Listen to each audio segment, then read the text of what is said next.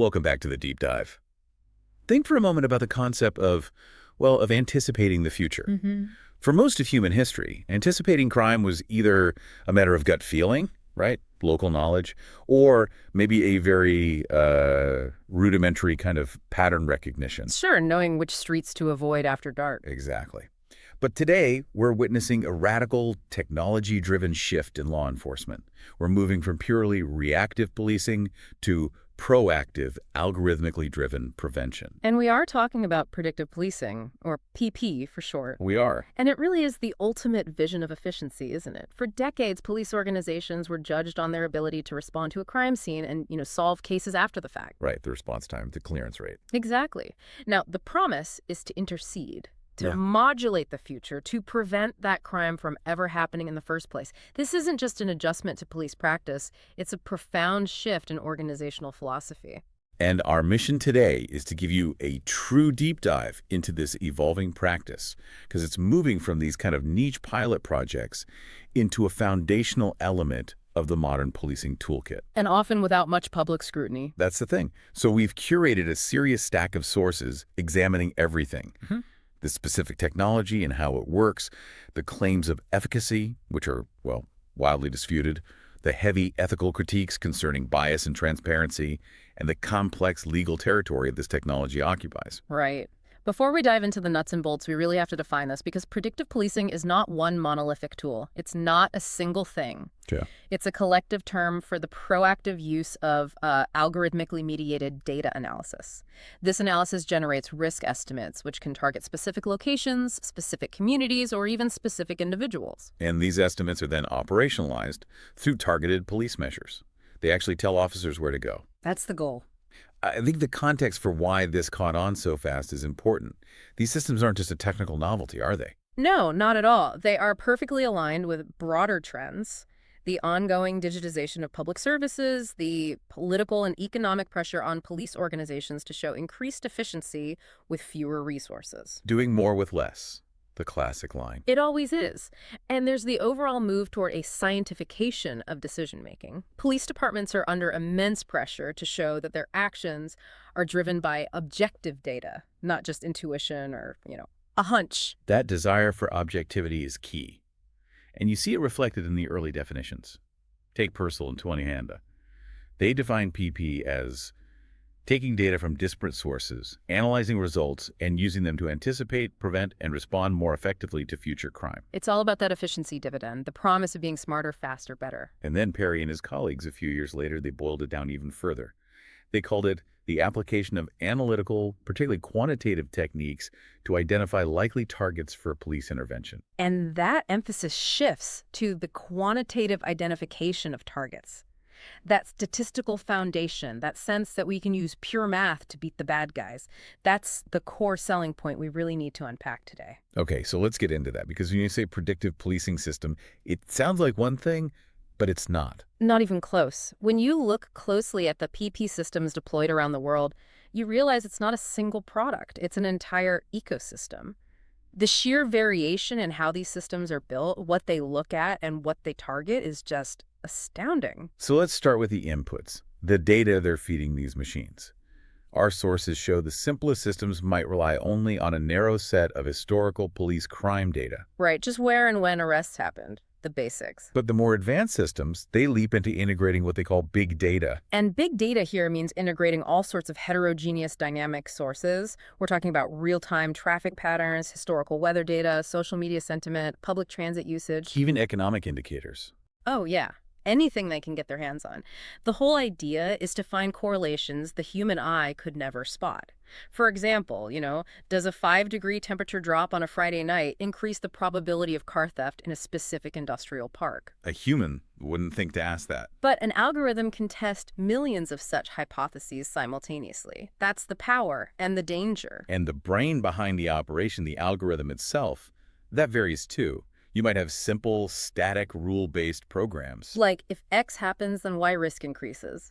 Very straightforward. But increasingly, we see dynamic machine learning models, like deep neural networks. And the difference there is just critical for our later discussion on transparency.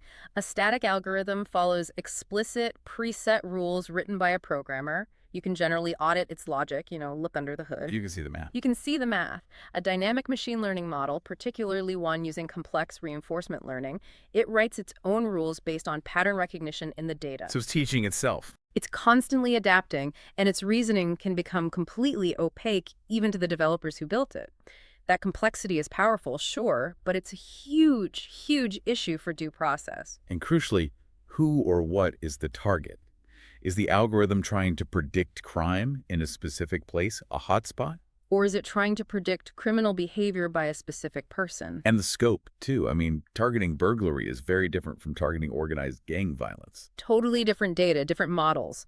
This functional difference really forces us to look at the two major philosophical approaches, which dictates everything that follows, including the specific civil liberties they threaten. Okay, so let's break that down. When we talk about where the police physically go, that's usually where this starts. Let's dive into those location-focused approaches. The area-based prediction. Right. The fundamental mechanism here is taking historical crime data, the geography, the type, the timestamp, and using all of that as training data to predict a future spatial probability. Where is the next crime likely to happen? This whole methodology, it leans heavily on known criminological theory, right? It's not just a black box invention. No, it's primarily based on the near-repeat model. It's actually pretty intuitive. A successful crime, say a residential burglary, immediately elevates the risk for subsequent similar crimes in the immediate surrounding area. Why is that? Well, because the criminal knows the entry points, they know the security weaknesses, the escape routes, the loot disposal routes. The algorithm simply quantifies this very human pattern of behavior. And the flagship example here, the one everyone's heard of, is the PredPol system. It's been used by agencies like the LAPD. That's the big one. And it doesn't just give a vague neighborhood name. It generates these highly specific 500 by 500 square foot predictive boxes overlaid onto patrol maps. And the entire organizational purpose shifts. It becomes about having officers spend time patrolling these specific high-risk squares. It's a whole new way of organizing a patrol shift. So that specificity is supposed to be the selling point. Instead of just a general patrol, it's what they call risk-based deployment. Exactly. If the algorithm generates, say, 10 boxes in a division for the upcoming patrol shift, those 10 boxes become the operational focus. But what's fascinating, though, is how some departments have tried to engineer around the bias that's, well, inevitably baked into historical police data. Because that's the elephant in the room from the start. Absolutely. Our sources point to the Vancouver Police Department, the VPD, and their Geodash APS system. They tried something different. The VPD attempted to create a cleaner input. They only used civilian complaint data in their training models. So, only calls from the public. Right. They excluded all police-initiated reports and arrests. The logic being, if the data is only reflecting crime that citizens proactively called in, it might be a truer picture of underlying criminal activity rather than just reflecting aggressive police activity in certain areas. And they went a step further, which is critical for this whole bias discussion. Yeah. They implemented what they call exclusionary zones. This is fascinating. They specifically named highly sensitive, historically over-policed areas like the downtown East Side neighborhood. So what happens if the algorithm predicts a hotspot there? If the algorithm forecasts a high-risk location inside one of those zones, the system automatically replaces it with the next highest risk location outside the zone. Wow. So they're telling the computer, don't look here. They are. It's a fascinating attempt at a technical fix for a very deep social problem.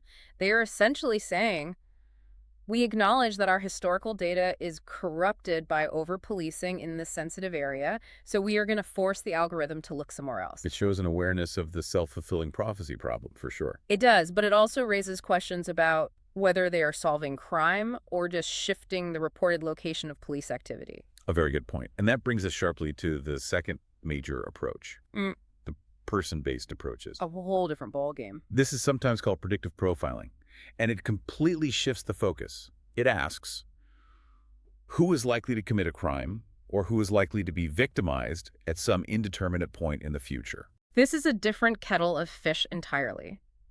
This is risk profiling, modeling the probability of an individual becoming a criminal or a victim by identifying risk factors and comparing their characteristics against known offenders. It's conceptually similar to the recidivism risk models used in parole hearings, isn't it? Very similar, but the key difference is it's applied preemptively on the street. before a crime has been committed. So what variables are we talking about here? It can't just be prior arrests, can it? No, the models try to incorporate dozens, sometimes hundreds of variables. Criminal history is central, of course, prior convictions, arrests, probation status.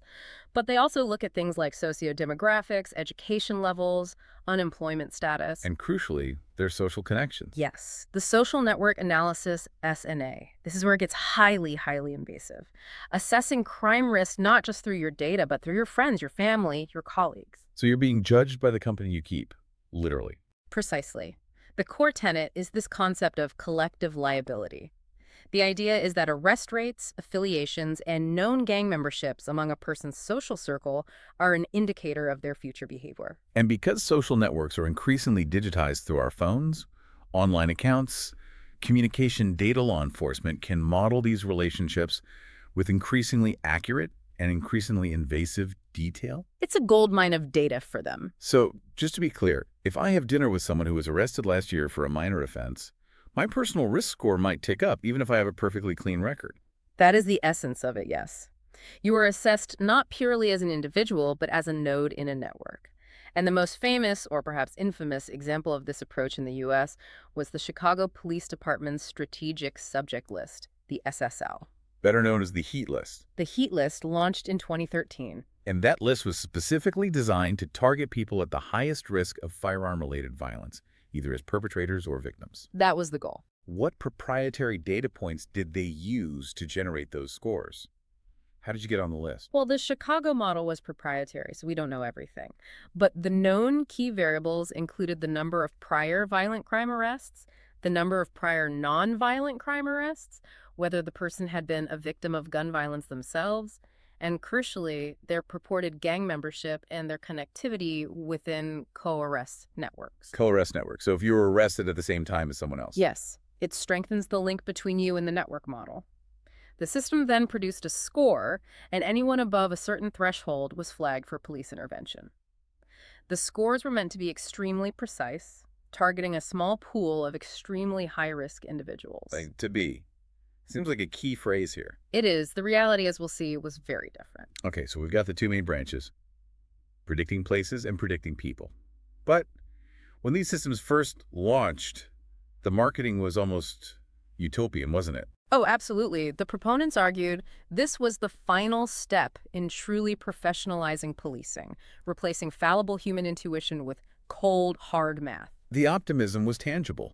You had police chiefs, I'm thinking of LAPD's Charlie Beck, arguing that the predictive vision moves law enforcement from focusing on what happened to focusing on what will happen. It felt like a quantum leap, a paradigm shift. And this enthusiasm was fueled by this idea that algorithms could find subtle, previously unknown correlations in the data. Right. Chief Beck used that famous analogy about Walmart discovering that Pop-Tart sales increase right before a hurricane hits. I remember that. The implication being, if commerce can find those hidden consumer patterns to sell more breakfast pastries, imagine what law enforcement can do to predict crime. And the promises were huge. Initial future-looking predictions suggested crime rates could potentially be reduced by 30 to 40% using AI. And emergency response times could improve by up to 35%. I mean, if true, this would fundamentally change urban living. These were not modest claims.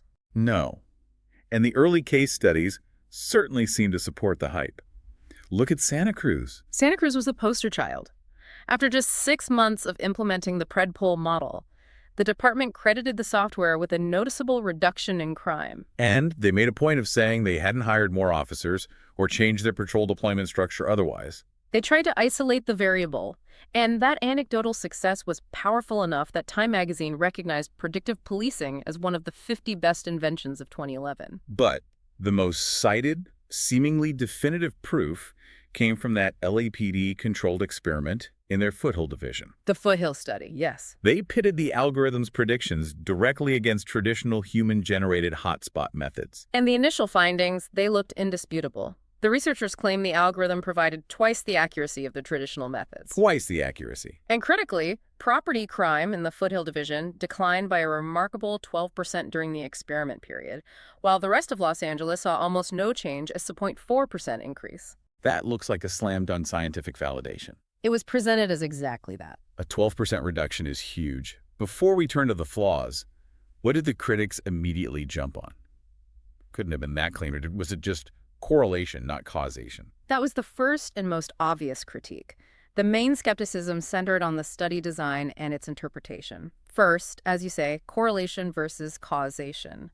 Was the decline actually due to the patrol officers responding to those 500-square-foot boxes, or was it part of a larger, unmeasured trend in that specific area? And what about the human factor? That's the second point, the Hawthorne effect. The officers knew they were part of an experiment, they knew they were being watched, so they might have been incentivized to focus and perform better, regardless of whether the boxes were generated by a fancy algorithm or a traditional crime analyst. Right. The bosses are watching this project. Better look busy. Basically, yeah. And crucially, the definition of success in those early studies was often very, very loose. Did the police actually prevent the specific crime predicted in the box? Or did crime just generally go down in the division? And the studies often measured the latter. They did, which is a much, much weaker claim of causality. And that leads us directly to the reality check, the overwhelming evidence of ineffectiveness that eventually surfaced, often after the tools had been widely adopted and paid for. Right, after the ink was dry on the contracts. Let's start with one of the most damning pieces of evidence, the case of Plainfield, New Jersey, which used Geolytica's crime prediction algorithm. Plainfield is a perfect, almost tragic example of algorithmic failure. An analysis by the markup found that the prediction algorithm had a success rate of less than 1%. Less than 1%. That's worse than random. It's statistically insignificant. It means for every 100 predictions the system generated, 99 of them were completely wrong. That doesn't just defeat the purpose of prediction. It shows a catastrophic waste of public resources and police time. What was the core operational flaw that led to such an abysmal rate? It was the precision problem writ large. Plainfield is a city of just 54,000 people, a small city. Right. Yet the algorithm was generating roughly 80 predictions per day for only a handful of crime types. 80 predictions a day. Compare that to the reality. The maximum number of actual crimes reported in a single day during that period was only 22. So they were just drowning in noise. You have 80 predictions covering 54,000 people just to maybe catch 20 actual crimes. It's essentially telling the police to look everywhere, which completely defeats the promise of surgical targeting. And the timing wasn't any better, was it? No, the temporal precision was also flawed. If the prediction window covers an entire shift, say 11 hours and 15 minutes, how much more useful is that, or basic intelligence that a neighborhood is generally high crime? It's not. The whole promise of predictive policing was placing an officer at location X at time T-1 minute. Exactly. If you give him an 11-hour window, you've lost that value entirely. It's useless. It sounds like organizational inertia just allowed this useless program to continue. I mean, if the success rate is under 1%, why would the police department keep feeding it data and dedicating resources to it? Well, that's where the political and managerial pressure comes in. Often departments buy these expensive systems, sometimes costing hundreds of thousands or millions of dollars, and they are then incentivized to prove their worth, regardless of the objective results. So they have to justify the expense. They do. Furthermore, the opacity of the models means that even if a patrol officer on the street thinks the predictions are silly, which they often did, they often lack the data access or technical understanding to formally challenge the system at the managerial level. And then we have the high-profile failure of the individual-based profiling system, the Chicago SSL, the heat list, the one that was supposed to target the most dangerous individuals. The SSO program was ultimately shelved in January 2020. And why? Because empirical analysis found it was, to put it simply, ineffective. In what way? Being placed on the list did not make individuals more or less likely to become victims of homicide, which was one of its core stated goals. It just didn't work. I remember the legal controversy surrounding that one. It wasn't just ineffective. The definition of the target group was shockingly broad, right? Not the surgical precision they promised. Absolutely shocking. Given its initial claims of precision, a legal discovery battle revealed that the list wasn't narrowly targeted at the most violent element of the city.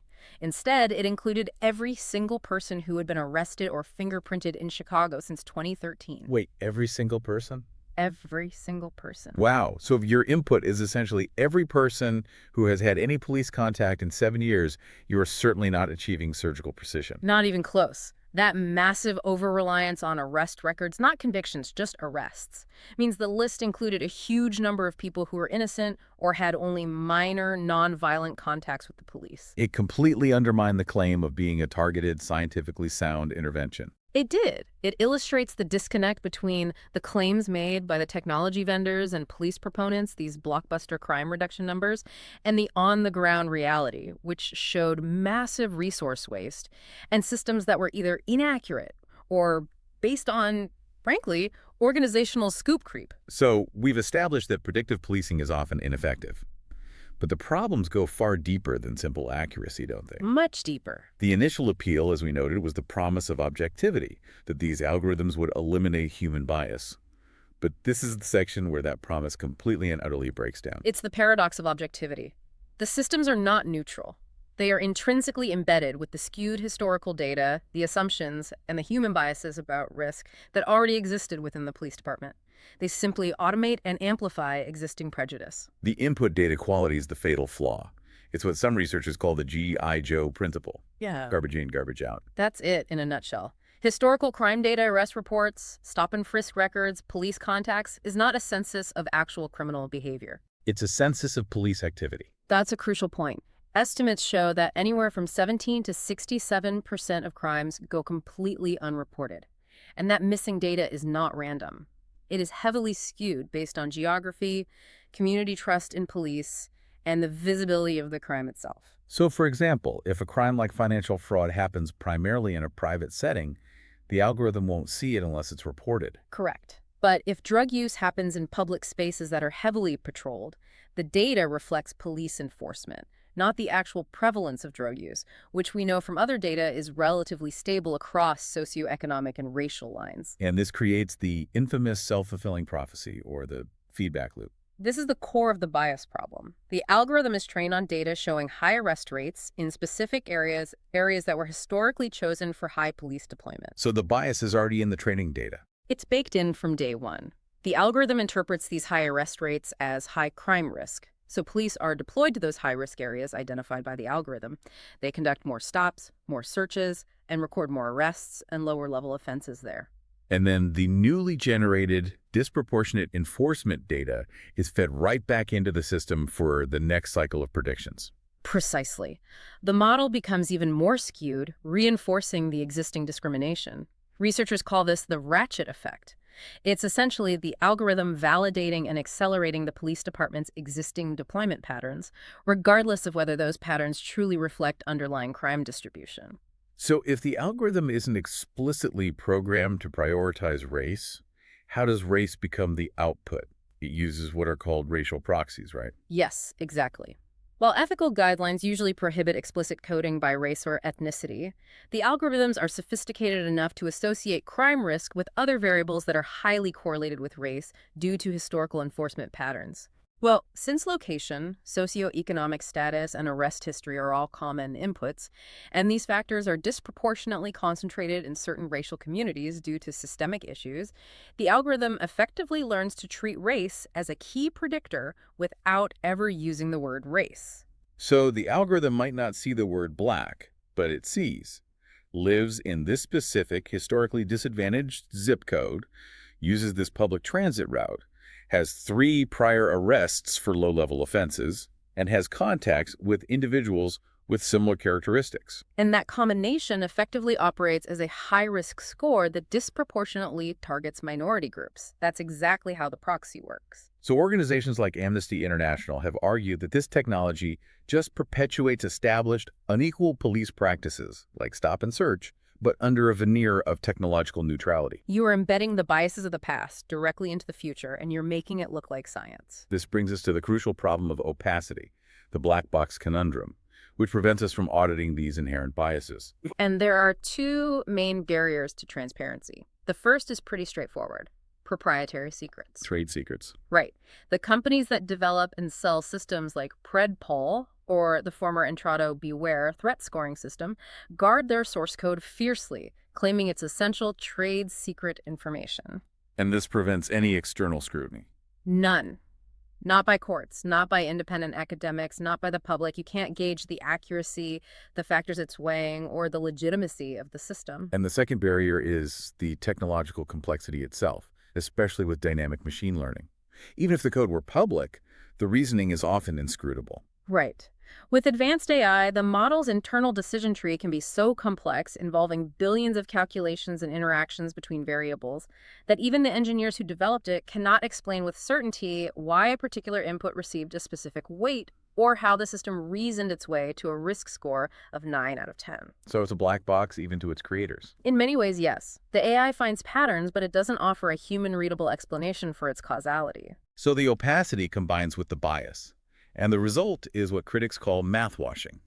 Math washing. It's the process of cloaking discriminatory policy under the language of mathematical neutrality.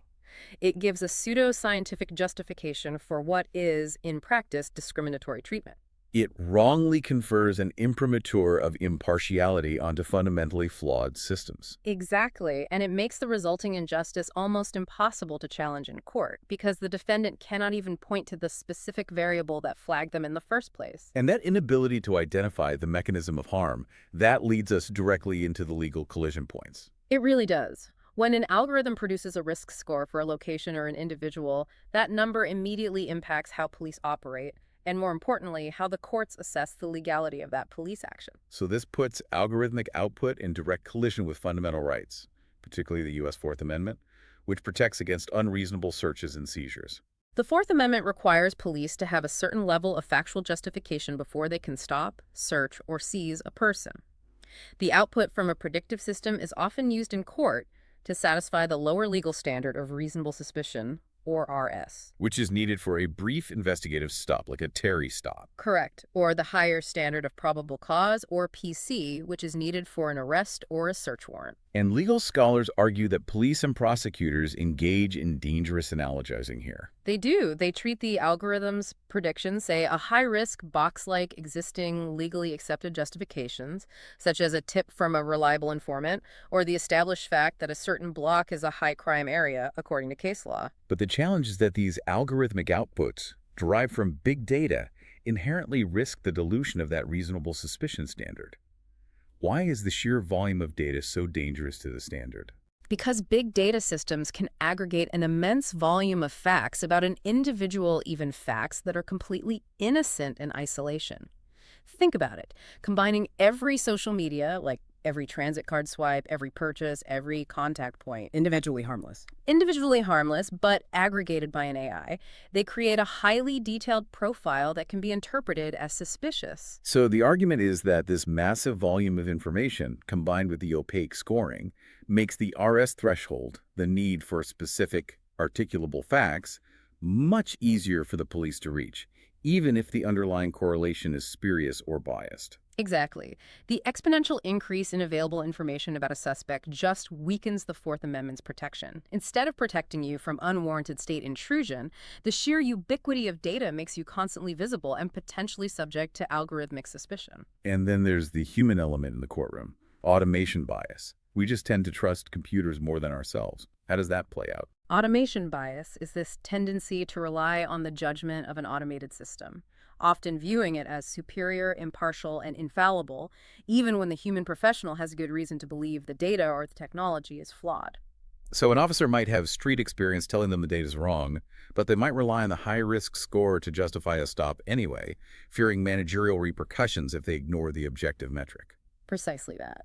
Or a judge might be presented with an arrest justified by a high-risk score and just rubber stamp it, assuming the complex AI must have seen something they didn't.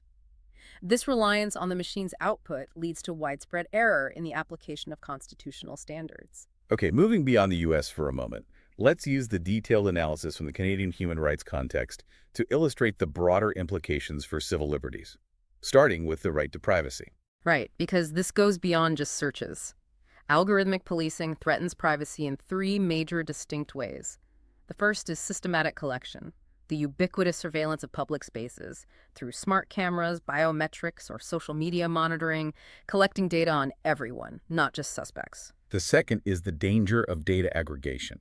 This is the key insight. As you mentioned, a single social media post or location ping may be benign, But when algorithmic surveillance links and analyzes these disparate data points data that was never intended to be connected, it reveals a detailed, intimate portrait of an individual's private life, revealing associations, habits, and affiliations that would otherwise be legally protected. And third, the issue of data sharing. That's where privacy concerns just multiply. When this risk data is shared laterally, not just between different police units, but with other government bodies, welfare agencies, and crucially, with private sector consumer data providers, that creates a persistent, unified surveillance profile that follows an individual throughout their life. And this hypervisibility, it has a disproportionate impact on equality and non-discrimination. Absolutely. Because the training data reflects historic biases, algorithmic systems naturally target marginalized groups.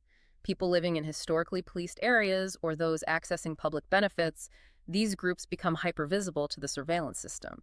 This just risks reinforcing systemic disadvantage.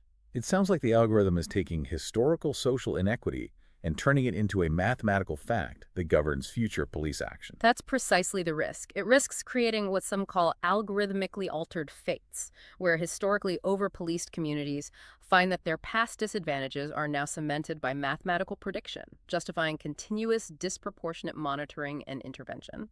And let's look at the chilling effect this has on freedom of expression and assembly. Traditional protests relied in part on the anonymity of the crowd. That anonymity is being rapidly eroded. Algorithmic surveillance tools, particularly high-definition facial recognition and advanced social media monitoring, they destroy the protection traditionally afforded to protesters. And we know these tools are being used. Law enforcement has been documented using these tools to monitor and identify activists, especially racialized and indigenous rights advocates, groups that already have a deep, deep history of state surveillance. So if you know you can be identified, tracked, and potentially risk-scored simply for attending a protest, that creates a significant chilling effect on fundamental freedoms. It makes citizens hesitant to exercise their constitutional rights to assemble. It's a huge problem. And finally, we arrive at due process and the right to a remedy. If your life is affected by an algorithm, you are stopped, searched, or arrested. Do you have the right to know why? Under current law, often not. There's frequently a lack of notice. There is no requirement for law enforcement to proactively inform individuals that their rights or freedoms are being curtailed because of algorithmic processing. If you don't know the system is being used, you can't challenge it. And if a criminal charge is brought, the problem of the black box, the trade secrecy and inscrutable reasoning, makes providing a full answer and defense virtually impossible in criminal proceedings. This is the inherent conflict between trade secrecy and the right to discovery in criminal trials, isn't it? It has to be. The defense needs to know what factors the algorithm relied on to generate the score that justified the arrest and how much weight those factors were assigned. But the company says that's proprietary. And the clash is absolute. If a key piece of evidence used to justify police action is the algorithm's score, and the mechanism for generating that score is locked away as a trade secret, then the defendant is effectively denied their right to confront the evidence against them. It renders the use of the technology deeply incompatible with established due process standards. Okay, so as we look forward, predictive policing isn't slowing down its adoption. It's simply becoming less visible, absorbed into a larger ecosystem we now call smart city technology.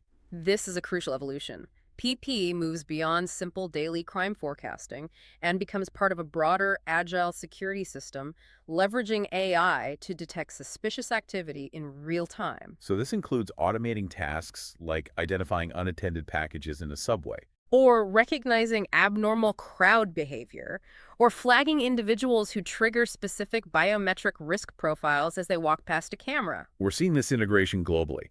Biometrics, facial recognition, which our sources show 84% of surveyed cities are already using smart cameras, and integrated video surveillance systems are all merging with predictive algorithms. The overall trend is toward a more embedded and pervasive and less visible form of policing within the urban landscape. It's just part of the background noise of the city. And global acceptance varies wildly. While this tech is highly controversial in North America and the EU, with some U.S. cities outright banning facial recognition, regions like Asia show far greater societal acceptance. Right. Singapore, for instance, is aggressively moving towards smart city security, incorporating UAVs, drones for monitoring and enhancing its camera networks with iris scanning technology. It's a fundamental difference in the societal contract between surveillance and freedom. But even within the institutions using the technology, there is internal friction. the adoption of machines creates significant resistance from the human professionals involved. Yes, the police and legal professionals often fear two things simultaneously. First is de-skilling, the fear that years of experiential judgment, the sniff test, will be devalued in favor of a machine-generated risk score. The fear that their expertise is being replaced by an algorithm that may not understand local nuance. Exactly. And second, they fear heightened managerial surveillance. This is where function creep comes in. Tools originally designed for crime prediction are quickly used to measure employee performance. So tracking how long an officer spends in a predictive box or how often they generate arrests from algorithmic tips. The police are now being policed by the same system they are meant to be using. And this resistance, how does it manifest? In tactics like foot-dragging officers, intentionally spending less time in the predicted locations, and data obfuscation, where specific departmental units refuse to share data with central analytics teams to protect their own autonomy. We saw one judge noted that predictive algorithms were often just silly in certain cases, indicating deep professional skepticism. That said, the organizational structure matters. In the LAPD case we examined, implementation was often strictly enforced because patrol officers, being lower in the hierarchy, had less discretion. They were forced to comply with their supervisor's directives to use the tools, whereas a judge sitting higher up could easily exercise judicial discretion and decide to ignore or heavily discount a risk score in a criminal proceeding. This friction really highlights the urgent necessity for rigorous external checks and balances. There are strong calls for radical reform and mitigation, starting with mandated transparency. And the recommendations are specific. Mandate the proactive publication of information about the training data used, including detailed, racially disaggregated data. And require that source code be made publicly available, or at least confidentially available to independent mandated experts for auditing and review.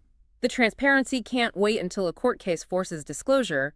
It has to be proactive. And crucially, there are widespread calls for rigorous empirical tests and evaluation before widespread deployment. Yes, this idea is essentially creating an FDA-type agency for predictive technologies. These systems should not be deployed in real-world policing environments without scientifically valid public testing that measures success not only by crime reduction, but also by community trust and sentiment. The National Association of Criminal Defense Lawyers, the NACDL, has reinforced this. They're calling for federal funding for police departments to be conditioned on meeting strict validation and disclosure requirements. Forcing companies to open their systems to external review by the criminal legal system. And finally, regardless of the system's eventual accuracy, oversight must ensure that we maintain a robust framework of procedural fairness. The consensus among civil liberties experts is that we must maintain a human in the loop, ensuring that no decision or action that impacts constitutional rights, a stop, a search, or an arrest, is taken solely as a result of an algorithmic system. The human officer must always exercise genuine, reviewable discretion.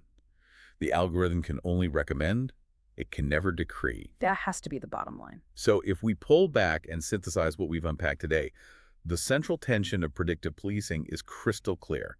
It is sold as the ultimate tool of objective efficiency, Promising to use the mathematical power of big data to build safer, smarter cities. Yet the empirical reality is that it often delivers demonstrably ineffective, biased, and completely opaque results that fundamentally undermine key constitutional rights, namely privacy, equality, and due process. The technology may be complex, but the impact is simple.